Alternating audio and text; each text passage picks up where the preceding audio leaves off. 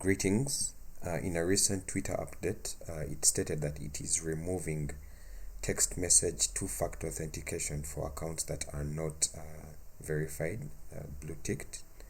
So if you intend to disable the text message two-factor authentication to that effect, this tutorial will be able to guide you on how you can do that.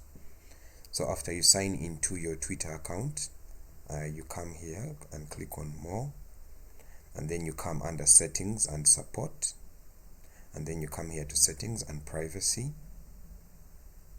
So under settings and privacy, you come here to security and account access. Okay, then you come here to security, manage your account security, and then up here we have two-factor authentication. So then we come here, click on two-factor authentication. So if you had enabled it via text message, you'll find that this box is ticked. So if you want to disable it, you just click here and it should be empty. When it's empty, not ticked, that is when you have disabled it. Yes, so that is how you can disable text two-factor authentication for text message.